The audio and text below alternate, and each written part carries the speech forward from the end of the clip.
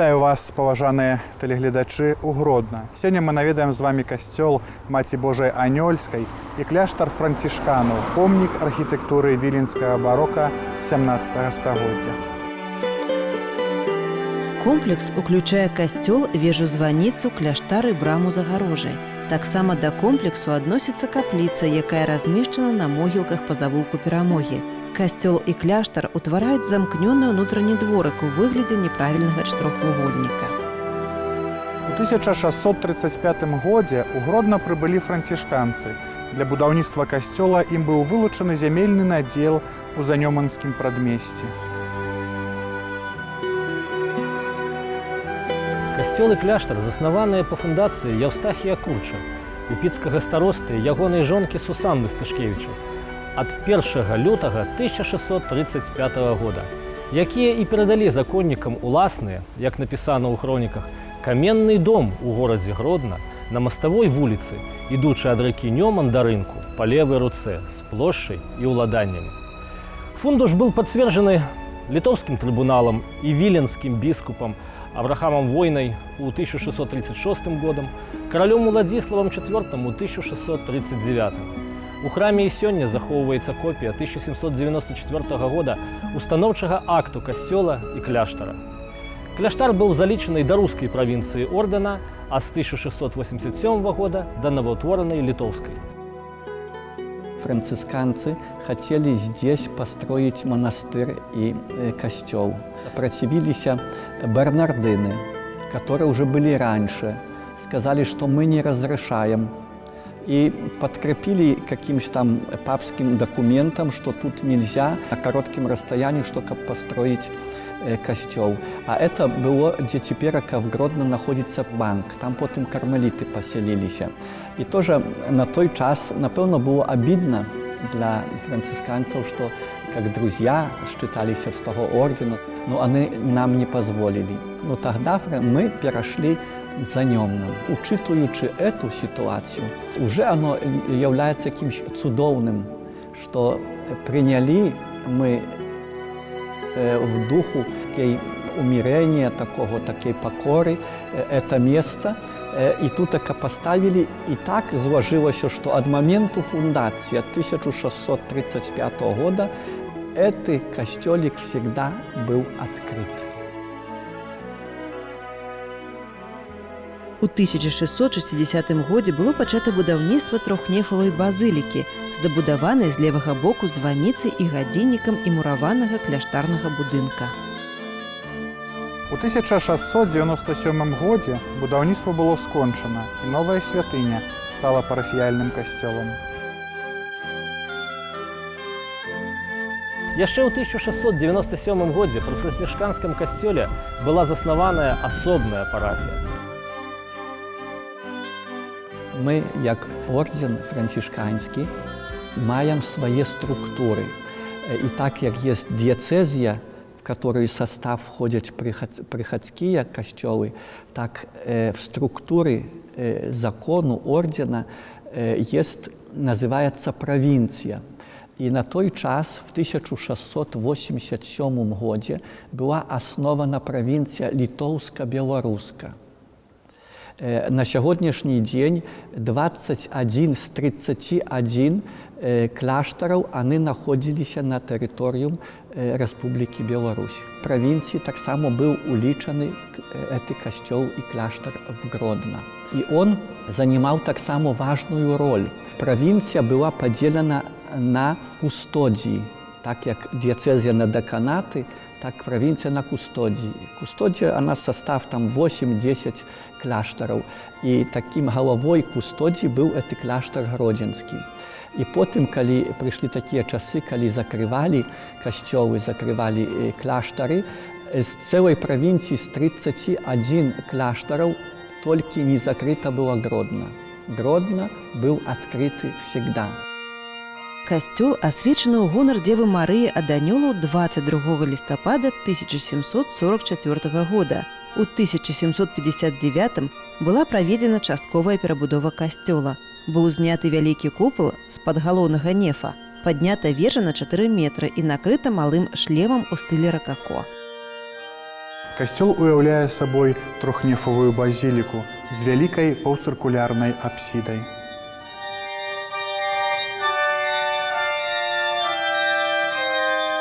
Францішканскі касцёл уяўляе сабою выдатную трохнававую шасціслуповую базыліку, арыентаваную алтаром на ўсход, прамавугольную ў плане з паўкруглай апсідай і фланкаванай двумя сакрыстыямі. Першая з іх прызначаная для ксяндзоў, над ёй раней быў скарбец, куды вяла вулічная драўляная лесвіца. Другая ж сакрысція для міністрантаў, раней над ёй была бібліятэка.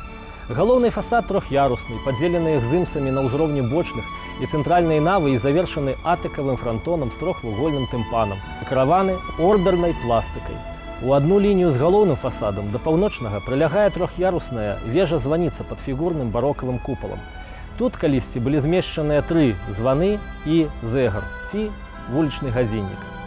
Закладзена яна была адначасова з касцёлам, але ў 1759 годзе змененыя верхнія ярусы вежы. Касцёл і кляштарныя карпусы в свой час былі накрытыя дахоўкай, а сёння памаляванай бляхай. Пад касцёлам знаходзяцца пахаванне законнікаў францішканаў, роду Юнзілаў і князя Агінскага, перавезенага з недалёкай Свіслачы, дзе ён был фундатарам скасаванага францішканскага кляштара.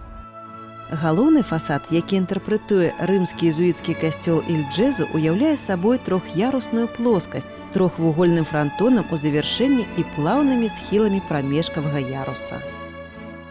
Бакавыя фасады і апсіды маюць лучковыя прамавугольныя вокны. Апсідная частка касцёла упрыгожвае паліхромная размалёўка па шклу. Асноўныя матывы расліны і арнамент, сюжэтная кампазіцыя на навазаветныя тэмы. Інтэр'ер касцёла вылучаецца багаццем архітэктурнай пластыкі, мастацка-дэкаратыўным строем і мае суцэльную, дынамічную прасторавую кампазіцыю. Цэнтральны неф касцёла аддзелены ад бакавых 6 слупамі і перакрыты крыжовымі зводамі. Бакавыя нефы раскрываюцца ў цэнтральнай невялікімі арачнымі праёмамі і перакрыты цыліндрычнымі зводамі. Зводы прэсбітэрыя і цэнтральнага нефа размаляваны. У прэсбітэрыі змешчаны 4 кампазіцыі, сядзячых на воблаках евангелістаў. Зводы упрыгожвае кампазіцыя «Пастар са статкам авечак» на фоне зялёнага пейзажа. Роспіс выкананы ў стылі рамантызму. Пры ўваходзе размешчаны хоры. Інтэр'ер касцёла перакрыты крыжовымі скляпеннямі на падпружных арках, і яго упрыгожваюць 7 барокавых алтароў. А калісьці, у 1770-е гады іх было нават 13. Тады ў сценавых нішах, дзе зараз стаяць канфесіяналы, былі змешчаныя 4 алтары на оптыкі маляваныя. Гэта значыцца у стылі ілюзорнай жывапісы. І былі прысвечаныя святым Яўхіму, Яну Непамуцану, Юду Тадэвушу і Юзафу з Капертыня. У цэнтральны неф выходзіць разны драўляны амвон у стылі ракако, першая палова 18 стагоддзя.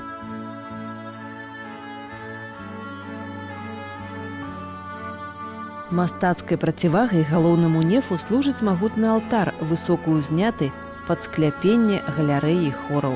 Шэдэўрам стылю з'яўляецца алтарная перагародка ў выглядзе трыльяжна-хваліста выгнутай сценкі, якая дэкаравана бюстамі, вазамі, гірляндамі, косамі, фігурнымі панелямі ў бела-бежава-залацістым каларыце. У інтэр'еры 7 алтароў галоўны алтар драўляны, выкананы ў стылі позняга барока, узняты на высокі пастамент, табернакулюм. Астатнія алтары каменныя, тынкаваныя, выкананыя ў стылі неабарока. У правым бакавым алтары знаходзіцца цудадзейны абраз Багародзіцы Анёльскай. Цудадзейны абраз Маці Божай Анёльскай, які і дае тытул усяму касцёлу. Лічыцца, што абраз з'явіўся тут з самага пачатку, з 1635 года. Абраз упрыгожаны срэбранай сукенкай, аўгсбургскай работы, як напісана ў архівах, з пазалочанымі коронамі і адзначаны шматлікімі вотамі. Вотум – это латинское слово, которое с одной стороны означает оценка, вотум, а другое как благодарность. Там, оказывается, находятся и ножки, и ручки, и глазки, и человек, который так модлится, руки сложенные. И это показывает, что мне болит нога. Ну, где я иду? До доктора. Говорится, докторы не помогают. идешь до Матки Божией, модлишься, выздоровел. Как благодарность сделаю там с серебра, чи с такого металля, и говорю, Матка Божия, это тебе за то, что я выздоровел. И чем более этих вотов, оно показывает, что это образ, что это икона, оно цудовно, что люди отримовують эти ласки за причиной Матки Божией. Гродзенскі кляштар францішканаў – адзіны мужчынскі кляштар на тэрыторыі Беларусі, які ніколі не быў зачынены. Пасля паўстання 1863-1864 гадоў, якое ўзначаліў Кастусь Каліноўскі, касцёл выконваў ролю расійскай турмы для польскіх ксяндзоў і манахаў. Кляштар, як турма, функцыянаваў да самага 1919 года.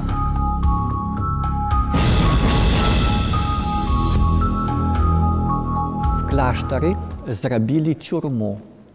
Для ксяндзоў, для монахаў, для тых, которые священнослужителяў, которые не подчинялись, которые без позволения, без разрешения примерно зрабілі процессию за касцёлам. Это так выглядало, что приходил полицейский и кажа, вы арестованы, вы наказаны, вам треба заплатить примерно там 300 царских рублей штраф, и вы на полгодика или на год, на полтора в этот кляштар будете закрыты. З касцёлам звязана імя вядомага рэлігійнага дзеяча, айца Максіміліяна Кольба, які ў 20-х гадах мінулага стагоддзя працаваў у гэтым касцёле. У часы Вялікай айчыннай вайны загінуў у фашысцкім канцлагеры. Працаваў тут таксама айцец Мельхіёр Фардон. Якім бы жахлівым не было нямецкае пекла, з яго як алмаз зяе гісторыя чалавека, імя якога Максіміліян Колбе. Гэтыя унікальныя аматарскія кадры зроблены, як мяркуецца, у 1936 годзе ў польскіх лагеўніках, у францішканскай духоўнай семінарыі, якая дзейнічае і па сённяшні дзень. А вось гэты святар з барадой айцец Максіміліян Марыя Колбе. Ён настаяцель найбуйнейшага ў той час у Еўропе манастыра, прысвечанага безаганнай пані Марыі, Непакалянов. Колькасць манахаў манастыра даходзіла да 800 чалавек. Таксама айцец Марыя Колбе марыў заснаваць тэлебачанне. Нема большей любви на тую, когда хтось свою жизнь отдает за другого человека. И Максимилиан Кольбе, можно сказать, эти слова Евангелии исполнил. И для нас на сегодняшний день велика и честь, что он именно здесь, на Беларуси, в Гродно, что здесь работал, что этот человек ходил по этой земле, что здесь мы могли его и на сегодняшний день чувствовать, когда входим в этот храм францисканский, когда здесь молимся, мы чувствуем, что здесь находится его дух, добрый дух, который помогает нам так само увидеть много чего хорошего в этом мире, помогает нам идти вперед. В 1922 году святой Максимилиан Кольбе, когда приехал в Гродно, в этом здании находилась его келья. Особенно 4-е окно с правой стороны, это была келья, в которой через 5 годиков здесь жил Максимилиан Кольбе с 22 года по 27 год. И здесь так само находилась типография, потому что Максимилиан, он не только жил в этой келье, але так само имел свои, говорится, дела, которые проводил. Здесь и писал, здесь так само отвечал на письма, и здесь находилось его помешкание.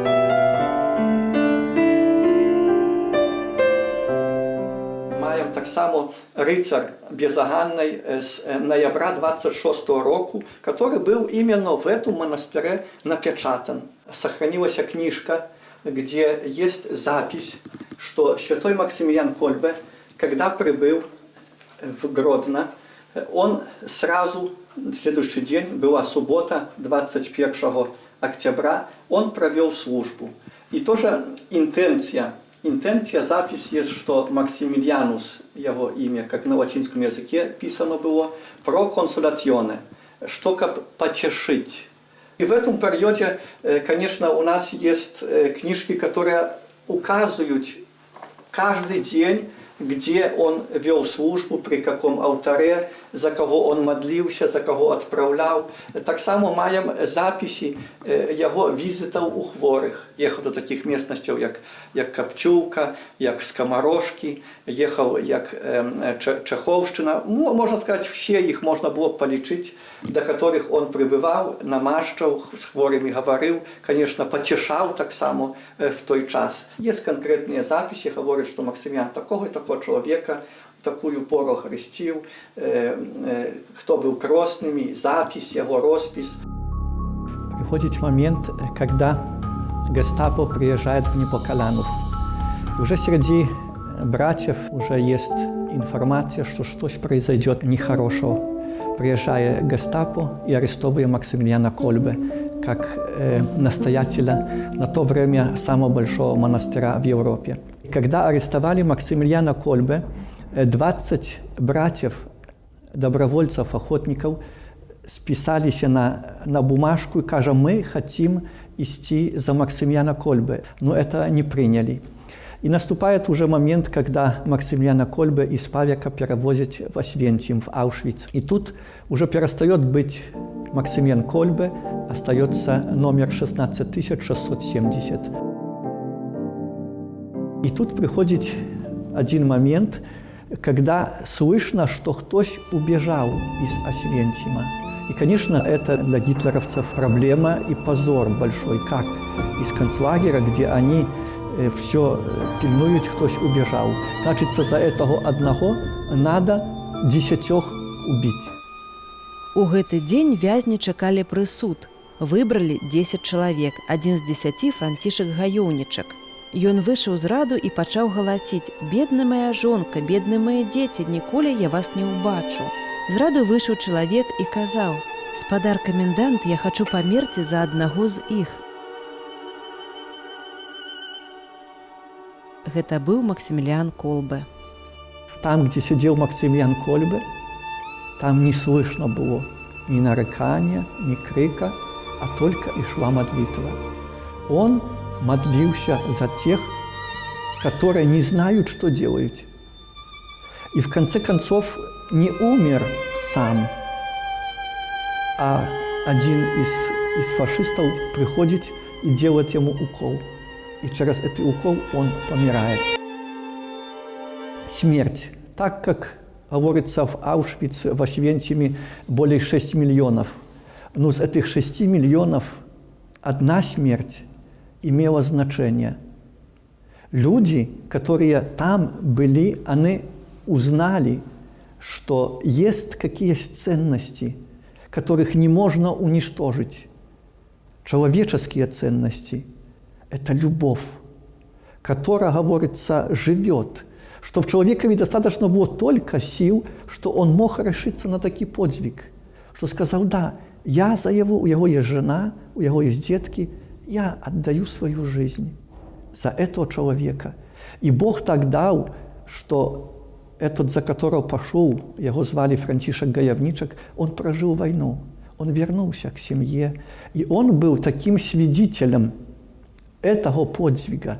Он более 98 лет прожил, свидетельствовал об этом. И даже когда умер, его похоронили на кладбищах в Непокалянове. Я, Франтишек Гаёўнічак, в 1941 году был привезен в концентрационный лагерь Освенцим, где получил свой номер 5650. С благословенным отцом Максимилианом Кольбе мы встретились в 14-м блоке, где, собственно, вместе мы были до момента отбора на голодную смерть. Я очень рад, что в Риме могу сегодня присутствовать на канонизации благословенного Максимилиана Мария Кольбе. На канонизации благословенного отца Максимилиана Марии Кольбе. Благодарю Бога Всемогущего и благословенного отца Мария Кольбе за то, что я сейчас живу. Святы Максимилиан быў асветнікам і за кароткае жыццё шмат зрабіў для пашырэння веры сярод людзей, пашырэння культу Маці Божай. У 1988-1989 годах Пробашчам парафіі быў ксёндз Тадэуш Кандрусевіч, першы арцыбіскуп Беларусі, сённяшні мітрапаліт Мінска-Магілёўскі. Для нас таксама честь, што в этом касцёле працаваў яго высокапрэсвяшчэнства арцыбіскуп мітрапаліт Мінска-Магілёўскі Тадэуш Кандрусевіч. Для нас это великая честь, что он тут был пробашчам, что он стал первым бискупом после войны не только на территории Беларуси, але так само, можно сказать, на всю пространство советское, бо он имел власть духовную высылать, отправлять и на Россию священнослужителей святаров. И для нас это, что он тут был пробашчам, тут так модлился. Раньше у нас была такая вельми добра, побожна кабета, она была тут такая хозяйкой, Хелена Сурмач. И она, я як приехал, кажу, хозяйка, кажу, расскажите арцыбіскупу Кандрусевичу, як он проповеди вел, як люди до его относились. И она завжди так, ну, каже Кандрусевич, это штось, каже. Як он скаже проповідь, каже, як люди це все, каже, люди отак, з відкритими ротами і слухали, каже, і плакали, і радувалися. Он каже, це щось, це вже видно було, що він не обичний чоловік, що через його Бог промовляє, і каже, всі його, як один, каже, тут так любили і до сих пор вважають. І так само і для нас, часто, коли він приїжджає, то для нас це велика так само честь, коли веде так само службу. І так само, що признається до цього храму, що це була його парафія, в першу чергу, що тут така його і батьки жили в Гродно, приходили сюди, модлилися. Тут така при алтаре Матки Божией Анельской он когда-то прочитал молитву его мамы о прикликании сына в святарство. У дворыку касцёла стаіць старажытны дуб, які стаў сведкам гісторыі касцёла з самага пачатку яго заснавання. И, конечно, это тоже традиция, это тоже наша спадчина. Не только те, что говорится, памятники, что человек зарабил, але так само памятники и так само и природы, которая растет, которая тоже показывает. И оно на хвалу Божию, так как храм, построенный для Бога, чтобы люди модлились, звертались к Богу, так само и этот дуб, он так само растет, чтобы люди могли через его тоже глядеть в небо. Традиції нашого костьола так само існує розказ о переході підземним під Ньомном. Говориться, що річка Ньоман, коли перепливає, то вона тут при нашому костьолі є сама узка. І так як по традиції перший дерев'яний мост на Ньомні був приблизительно в этом месте, в 1503 году, деревянный мост был через Ньоман. Так само говорится, что есть переход, выкопанный под Ньомном на замок. Мы знаем, что такое война, когда нема доступу и треба оборонить замок. На той час такие переходы это была норма. И в истории нашего города, имеющий два замки, эта традиция основана, что переход какой-то был. И я думаю, что так само есть. Ну, треба, конечно, на это какие средства и забачить, насколько оно было реально.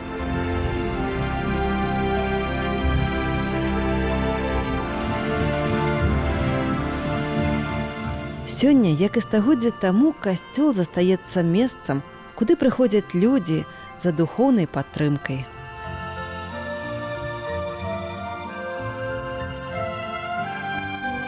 Моя вся жизнь в костеле. Я с самого детства, меня родители приучили к этому. И я своих деток, вот у меня две дочери, одна 70-го года, еще когда не разрешали даже водить их сюда в костел, я всегда водила. Учителя преследовали меня, всегда преследовали. На меня, моих детей издевались, но они учились отлично, и им не было страшно. Без конца вызывали меня, на собраниях критиковали, почему вы в религию верите. Но я верила и верю. Как меня научили мои родители, папа и мама, так я и ходила, их своих деток научила.